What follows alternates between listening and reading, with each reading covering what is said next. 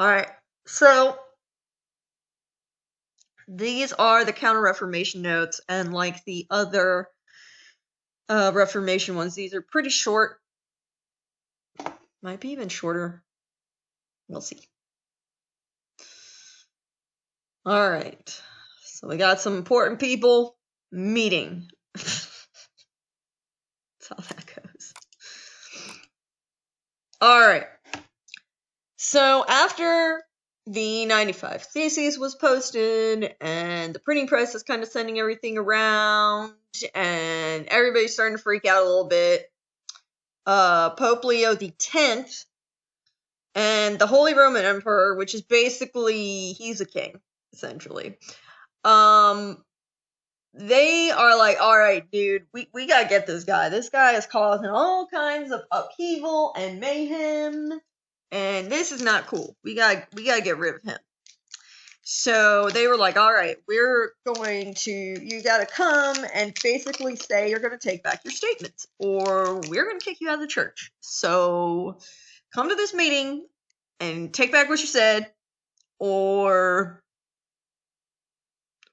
we're kicking. Well, it's not even just kicking you out. They could have potentially, because of the time and whatever, sentenced him to death. Now, the reason they ended up not doing that is because they didn't want to make him a martyr, and they didn't want to look any worse than they already did, in a sense.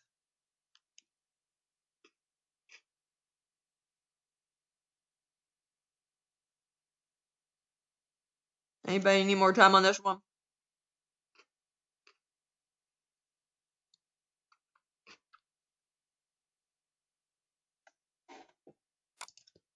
All right.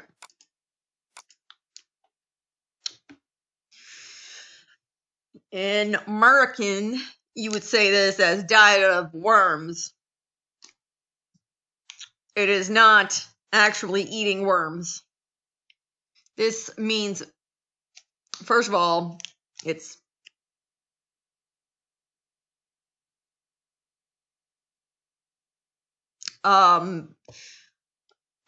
worms is, well, honestly, worms still means worms. So people were saying, they're like, oh, this is a town in Germany, and I'm like, yeah, but that is still the way that they pronounce worms. So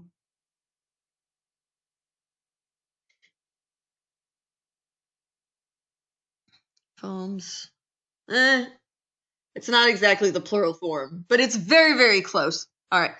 So proper pronunciation of this would probably be Diet of Worms. So Germans pronounce W's like these. Worms. Yeah. And saying Worms isn't, well, I don't know. That would definitely be, that is saying it with an English accent. Worms, like this, like you're disgusted, I guess. That is how you pronounce that O-R in German. All right. Martin Luther gets there and he's basically like, nope, not taking back what I said. He's like, I am sticking to it. And he mentally like battled. Everybody told him, hey, you need to take this back. Don't mess with the church. They are going to like ruin your life. You need to take this back or all these bad things will happen and it's going to be terrible. And he didn't know if he was going to die or not because they could have definitely, they had the power to do that, essentially. And he had to go to, I think he went, wait. No, it was in Germany. Okay. So they could have attempted to arrest him using these little guard dudes back here. So, and take him and stick him in prison and then behead him. Totally legitimate, possible thing. So he definitely took a pretty big risk by not taking it back.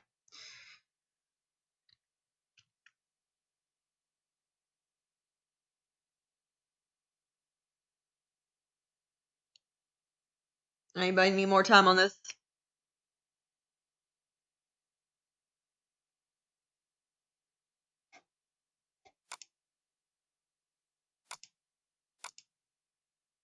Okay, let me see if that's, yeah.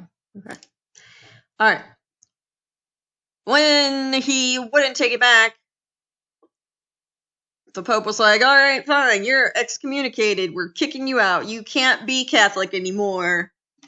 And, I mean, for a monk, that's pretty intense, because, I mean, they kind of devote their life to,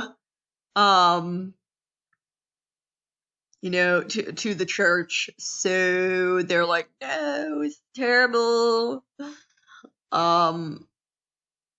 Probably nowadays, because of, if you look at, all right, diversity, you've got other churches to pick from, whatever, it's probably not as big of a deal. But back then, this thing was huge.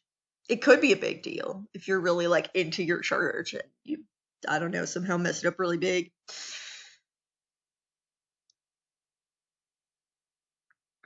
So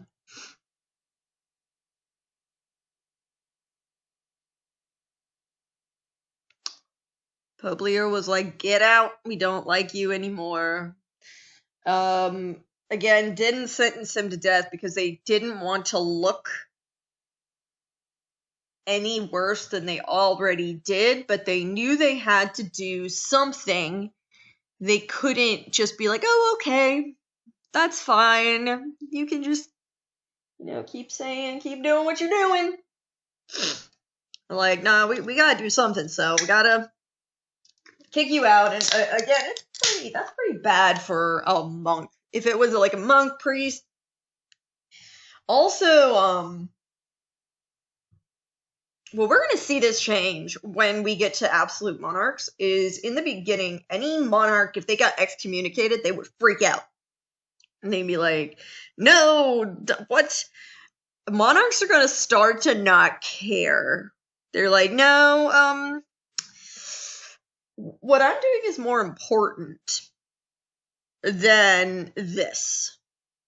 By more important, I mean to them it was more important. It might not necessarily be that important to, like, the country.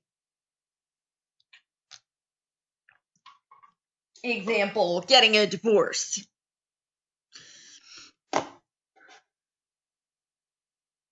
Make sure, I think you do have to type in excommunicated or excommunication. Make sure you spell that right. Make sure you don't have too many M's or not enough. I think, right? Let me preview this.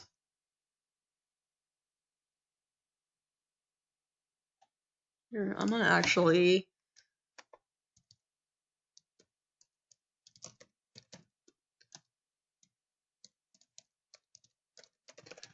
I put the two of those into the chat because so you can like copy and paste them just to make sure if you need to.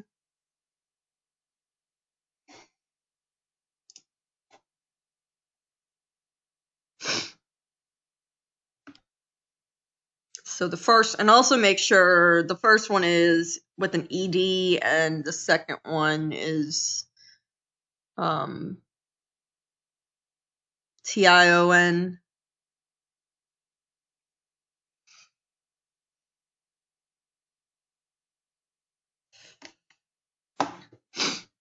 Anybody need more time on this slide?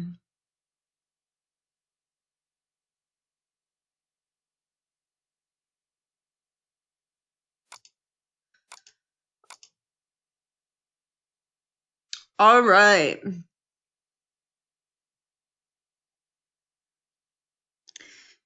Afterwards, Martin Luther gets pretty depressed and stuff, but then he kind of keeps going, and there are people who still stand behind him, and so he's pretty excited about that. He eventually does get to turn into a little bit of an extremist, so that's not good. But which, I mean, I guess it isn't surprising when you're standing there and you won't take back your statements, and even if you're, potentially gonna die. And then the result was the branches of multiple branches of Christianity. And so you've got Christianity kind of at the top, and then it comes down this way. And so I was talking about this before. So Eastern Orthodox is right there. And they split. There was a great schism before the one the schism that we're going to be talking about. So there were kind of two. The first one is where we see the split between Eastern Orthodox and Roman Catholic.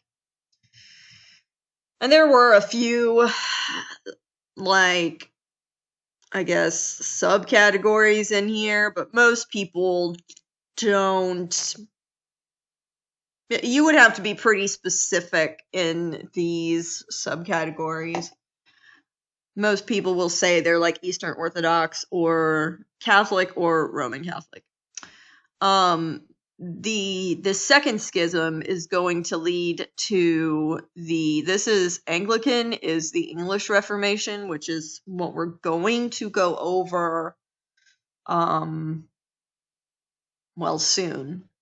I can't remember. I think, English Reformation's coming before Spanish Inquisition. And then over here, you've got the Protestants. And so here we've got a list of all our stuff. So Methodist, Lutheran, Presbyterian, Quakers, Dutch Reform, German Reform, Baptist, Evangelicals, Pentecostals, basically most Christian religions other than Roman Catholic. Or Anglican. Episcopalian is under Anglican. Okay. So those are kind of your separate branches. Now, a lot of people get kind of confused. Protestants normally will call themselves Christians now. They won't use the term Protestant. So they just call themselves Christians. So there is kind of a confusion between, people will say that they're Catholic, not Christian, and that is not correct. Because Catholicism falls under the bracket of Christianity. So the point of this, Christianity in general, is if your religion believes that Jesus was the Son of God, Holy Son of God, then you fall under Christianity in some way, shape, or form down here. And there's more branches than this, all right? So, though this is a pretty good overview. Just this bracket, they don't, I